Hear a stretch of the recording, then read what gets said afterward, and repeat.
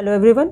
आज जो हम आपके सामने वीडियो लेके आ रहे हैं वो बोर्ड परीक्षा के अनुसार आने वाले जो पाठ हैं उन्हीं के अनुसार बनाई गई वीडियो है। और हिंदी परीक्षा आने वाली है, बोर्ड परीक्षा, जिसमें आपके इम्पोर्टेंट पॉइंट्स हम इन वीडियो में क्लियर करेंगे। और इन 4 दिनों के अंतर्गत सारा हिंदी आपका कंप्लीट हो जाएगा और बहुत अच्छे मार्क्स आएंगे। इसके लिए मेरे चैनल को सब्सक्राइब करें। चलिए स्टार्ट करते हैं। सब हमारे गद्य खंड के 2 पाठ हैं, लखनवी अंदाज और मानवीय करुणा की दिव्य चमक। तो लखनवी अंदाज का सारांश व मानवीय करुणा की दिव्य चमक का सारांश इस वीडियो में है। अगर हम सारांश को अच्छे से समझ लें तो क्वेश्चन कैसा भी आए वो कंप्लीट हो जाएगा और हमारी तैयारी बहुत अच्छी हो सकती है उससे। इस वीडियो के बाद एक नेक्स्ट वीडियो लेके आएंगे जो इन्हीं दोनों पाठों से रिलेटेड क्वेश्चन आंसर की होगी।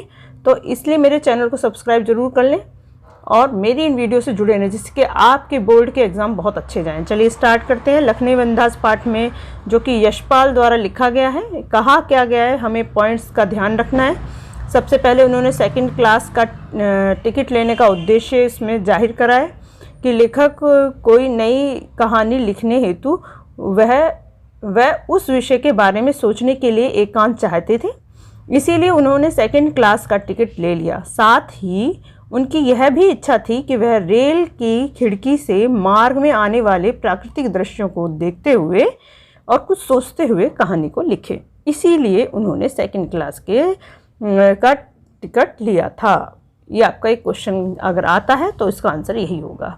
डिब्बे में अब नवाब साहब की उपस्थिति, जैसे ही लेखक चढ़ते हैं उस डिब्बे में तो उनमें पहले से ही एक नवाब साहब पालथी मारे हुए बैठे हुए थे। उनके सामने 2 ताज़े खीरे तौलिए पर रखे हुए थे। लेखक ने उस डिब्बे में चढ़ने पर नवाब साहब ने कोई उत्साह नहीं दिखाया। जैसे ही लेखक डिब्बे में चढ़ते हैं तो नवाब साहब खुश नहीं होते हैं। लेखक को लगा कि नवाब साहब उनके इस डिब्बे में आने से इसलिए खुश नहीं हैं क्योंकि किसी सफ़ेद पोशी के सामने खीरे जैसी साधारण खाद्य सामग्री खाने में उन्हें संकोच हो रहा था। अब यहाँ सफ़ेद पोशी का मतलब एक अच्छे ओहदे से है, क्योंकि वो आपने देखा नवाब साहब, तो इसकी वजह से उन्हें जो संकोच हो रहा था ये दिखाया गया। तो डिब्बे में नवाब साहब की उपस्थिति का लेखक ने क्या सोचा है, लेखक पर उस चीज़ का क्या प्रभाव पड़ा। अब नेक्स्ट जो इसमें टॉपिक आता है वो लेखक, नवाब साहब और खीरा। अब लेखक है, नवाब साहब है और सामने खीरे रखे हैं, तो उसमें क्या प्रक्रिया चली थी। जब बहुत देर हो गई तो नवाब साहब को लगा कि वह खीरे किस प्रकार खाएं। तब हार कर उन्होंने लेखक को खीरे खाने का निमंत्रण दिया, जिसे लेखक ने धन्यवाद सहित ठुकरा दिया। लेखक द्वारा खीरे खाने के लिए मना करने पर नवाब साहब ने खीरों के नीचे रखे हुए तौलिए को झाड़ कर सामने बिछाया और सीट के नीचे से लोटा उठाकर दोनों खीरों को खिड़की से बाहर धोया और तौलिए पर बिछा दिया। इसके बाद जेब से चाकू निकाला, दोनों खीरों के सिरों को काटे और उन्हें घिस कर उनका झाग निकाला और बहुत एहतियात यानी सावधानी से छीलकर खीरे की उन फांकों को करीने से तौलिए पर सजाया। यह सब करने के बाद उन्होंने उन फांकों पर जीरा, मिला नमक और लाल मिर्च की सूखी बुरकी। यह सब देखकर लेखक एवं नवाब साहब दोनों के मुंह में पानी आ रहा था। तो ये प्रक्रिया हुई कि उन्होंने खीरे के साथ क्या प्रक्रिया करी थी। नवाब साहब का खीरे खाने का विशिष्ट ढंग। यह सब करने के बाद नवाब साहब ने एक बार फिर से लेखक को खीरे खाने का निमंत्रण दिया। खीरे खाने की इच्छा होते हुए भी लेखक ने नवाब साहब का प्रस्ताव यह कहकर ठुकरा दिया कि उसका मैदा यानी आमाशय कमज़ोर है। इस तरीके से जब नवाब साहब ने फांकों को सूंघा, स्वाद का आनंद लिया, उन फांकों को एक एक करके खिड़की से बाहर फेंक दिया। इसके बाद लेखक की ओर देखते हुए तौलिए से हाथ और होठ पोंछ लिए। लेखक को लगा कि जैसे वह उससे कह रहे हों कि यह है खानदानी रईसों का तरीका। इसके बाद लेखक को नवाब साहब के मुंह से भरे पेट की ऊंचाई ऊंची डकार का स्वर भी सुनाई दिया, यानी जैसे हम खाते हैं, खाने के बाद आनंद के बाद हमें डकार आती है, तो वो भी उन्होंने देखा। तो इस तरीके से उनके सोच में ये आया कि इस तरह से खाना खाए, ऐसे कोई खीरा खा सकते हैं क्या, हम रसास्वादन ले सकते हैं। अब नेक्स्ट इसका टॉपिक और नई कहानी का आधार। ये कई बार क्वेश्चन आ चुका है। यह सब देखकर लेखक सोचने लगा कि जब खीरे की सुगंध और स्वाद की कल्पना मात्र से ही पेट भर जाने की डकार आ सकती है, तो बिना विचार, घटना और पात्रों के लेखक की इच्छा मात्र से नई कहानी क्यों नहीं बन सकती है। तो उनका इस तरीके से जब बनावटी रूप से ये कार्य हो सकता है, तो कहानी भी तो बनावटी रूप से बन सकती है। अब देखो, ये तो आपका था लखनवी अंदाज का सारांश। अब है मानवीय करुणा की दिव्य चमक, जो कि गद्य का दूसरा भाग है। मानवीय करुणा की दिव्य चमक सर्वेश्वर द्वाल सक्सेना द्वारा लिखा गया है। पाठ का सारांश कुछ इस प्रकार से है। इसके मेन पॉइंट्स बहुत जरूरी हैं, जैसे लेखक की शिकायत। लेखक को ईश्वर से शिकायत है कि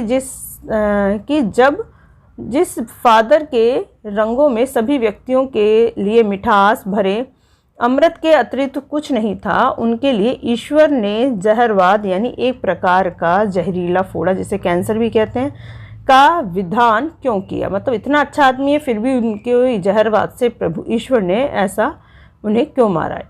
तो फादर ने अपना जीवन प्रभु की आस्था व उपासना में बिताया, लेकिन अंतिम समय में उन्हें अत्यंत शारीरिक यातना सहनी पड़ी। लेखक को पादरी के सफ़ेद चोले से ढकी आकृति, गोरा रंग, सफ़ेद झाई मारती भूरी दाढ़ी, नीली आँखों और गले लगाने को आतुल फादर बुके बहुत याद आते। तो फादर बुके के देखने में कैसे थे या उनका व्यवहार कैसा था, तो आप इसमें ले शारीरिक की बनावट कैसी थी, तो आप इसके लिए यही पॉइंट्स लिखोगे। अब फादर कामिल बुल्के और परिमल के दिन। लेखक को परिमल के वे दिन याद आते हैं जब वे सभी एक परिवार रिश्ते में बंधे हुए थे। उनके सबसे बड़े सदस्य फादर थे। जब सभी हंसी मजाक करते थे तो फादर उनमें निर्लिप्त शामिल रहते थे। गोष्ठियों में भी वे गंभीर बहस करते और सबकी रचनाओं का बेबाक राय देते। लेखक तथा उनके मित्र के घरों में किसी भी उत्सव अथवा संस्कार में वह बड़े भाई या पुरोहित की तरह खड़े होकर उन्हें आशीषों से भर देते थे। लेखक को अपने बच्चे का वह संस्कार याद आया था जब फादर ने उनकी मुख में पहली बार अन्न डाला था। लेखक को उस समय उनकी नीली आंखों में तैरते हुए वात्सल्य का भाव ऐसा लगता था जैसे वह किसी ऊंचाई पर देवदार की छाया में खड़े हों। अब नेक्स्ट जो इनका हिस्सा आता है इसमें, तो फादर बुके की मातृभूमि एवं उनका परिवार। तो फादर जब बेल्जियम में इंजीनियरिंग के अंतिम वर्षों में थे तब उनके मन में सन्यासी बनने की इच्छा जागी, जबकि उस समय उनके परिवार में 2 भाई, 1 बहन, माँ और पिता भी थे। उनकी जन्मभूमि का नाम था रैम्सचैपल। उन्हें अपने माँ की बहुत याद आती थी। फादर अपने अभिन्न मित्र डॉक्टर रघुवंश को अपनी माँ की चिट्ठियाँ दिखाया करते थे। उनका एक भाई वहीं पादवी हो गया था और एक भाई काम करता था।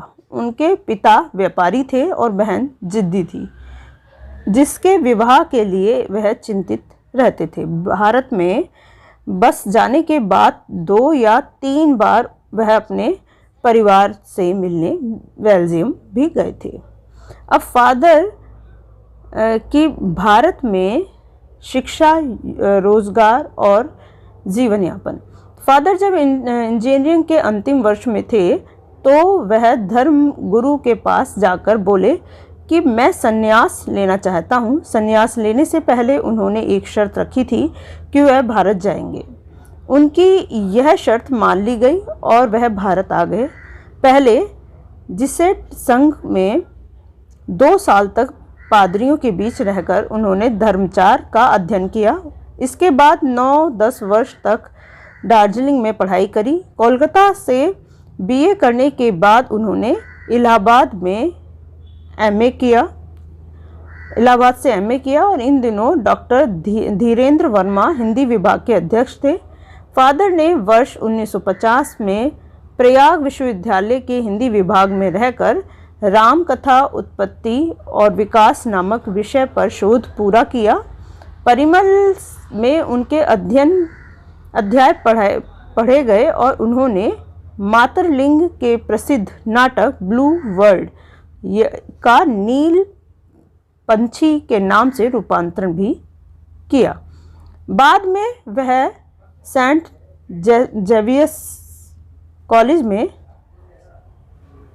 रांची में हिंदी तथा संस्कृत विभाग के विभागाध्यक्ष हो गए। इसके बाद वह दिल्ली आए और 47 यानी 47 वर्ष देश में रहकर उन्होंने 73 यानी 73 वर्ष का जीवन जीने के बाद पंच तत्व में विलीन हो गए। यानी 5 पंच तत्व से हमारा शरीर बना है, वो उसमें विलीन हो। ये बेटा आपका बहुत इंपॉर्टेंट पार्ट है।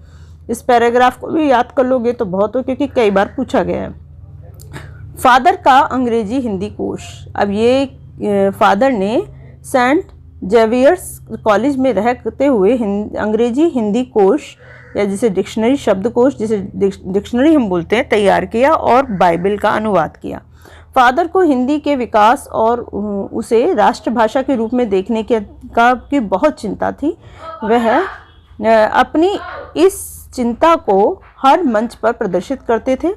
शायद हिंदी को राष्ट्रभाषा के रूप में प्रचारित करने का प्रश्न एक ऐसे प्रश्न था जिस पर वह कभी कभी झुंझला उठते थे। उन्हें इस बात पर बहुत दुख होता था कि हिंदी वाले ही हिंदी भाषा की उपेक्षा करते हैं। बहुत इम्पोर्टेंट, ये आपका बहुत इम्पोर्टेंट पार्ट है, इसको ज़रूर लर्न कर लेना। आप इसका स्क्रीनशॉट भी ले सकते हैं।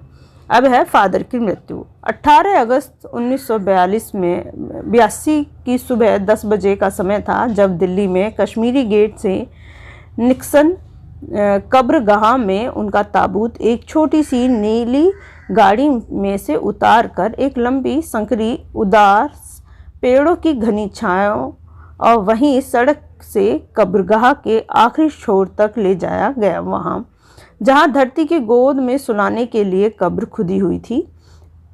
फादर की देह को कब्र के ऊपर लिटाकर मसीही विधि से अंतिम संस्कार शुरू हुआ और वहाँ उपस्थित कई लोगों ने उन्हें श्रद्धांजलि अर्पित करी, जिसमें सेंट जेवियर्स के सेक्टर फादर पास्कल ने उनके जीवन और कर्म पर श्रद्धांजलि अर्पित करते हुए कहा कि फादर बुल्के धरती में जा रहे हैं, इस धरती से ऐसे रत्न और पैदा हों। इसके बाद उनके देह को कब्र में उतार दिया गया और फादर को यह पता नहीं था कि उनकी मृत्यु पर कोई रोएगा, किंतु इस क्षण उनके लिए रोने वालों की कमी नहीं थी। लेखक कहता है कि फादर बुल्के मानवीय करुणा की दिव्य चमक थे।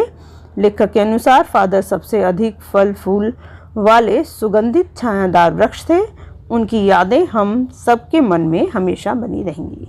इस तरीके से आपका ये पूरा जो समरी था वो कंप्लीट हो गया। इसके मेन पॉइंट्स यही हैं, इससे अलग कुछ नहीं आएगा। अब हमें विचार करना है कि क्वेश्चन कैसा आएगा और उसमें लिखना क्या है। उम्मीद करती हूँ कि ये पार्ट आपको समझ में आ गया हो।